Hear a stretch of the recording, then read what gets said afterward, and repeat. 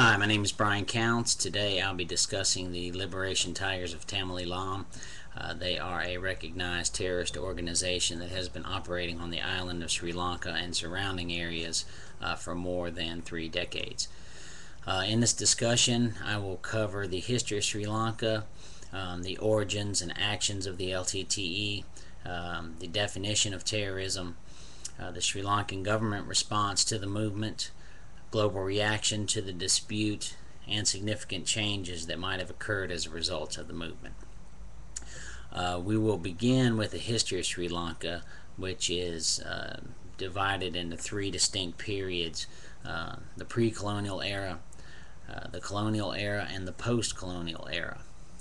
Now, prior to colonization in 1505, the island of Sri Lanka was inhabited primarily by immigrants from India.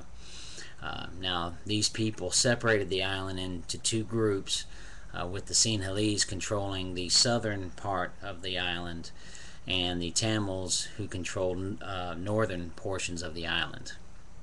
Now, in 1505, the island was colonized by the Portuguese, who ruled for more than 400 years until a combined Sinhalese and Tamil force defeated them and gained independence for the island nation. Now, shortly thereafter, the Sinhalese gained political, economic, and social control of the island based on the fact that they comprise about 80% of the population.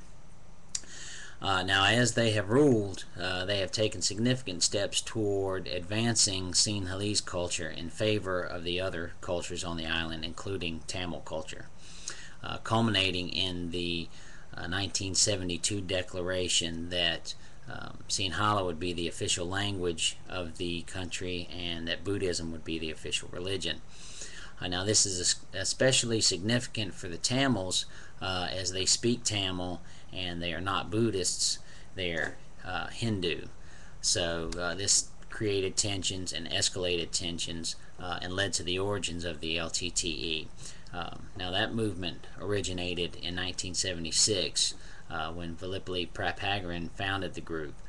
They promptly set out on a mission to procure a portion of Sri Lanka as a sovereign homeland for the Tamil people.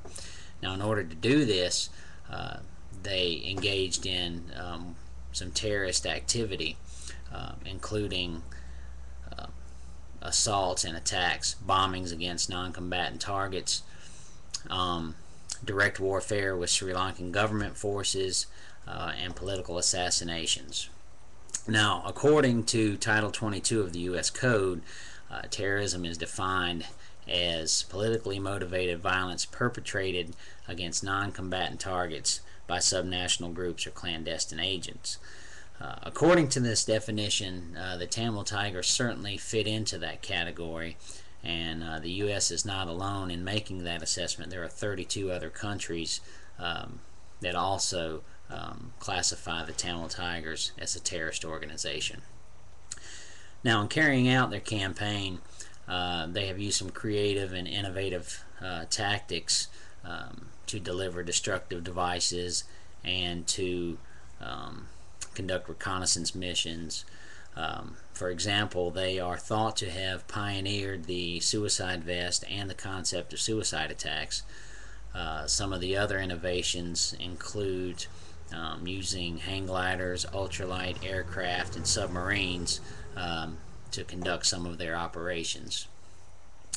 The Sri Lankan government has condemned the actions of the Tamil Tigers as nothing more than irrational terrorist activity. They do not lend any credence whatsoever towards their position and refuse to negotiate with the Tamils. Global reaction has been somewhat slow to develop. Some of the peacekeeping efforts that we've seen in other parts of the world, particularly the Middle East, have really almost been non-existent in Sri Lanka. Significant changes brought on by the movement have really been few, other than raising some awareness to the plight of the Tamil people.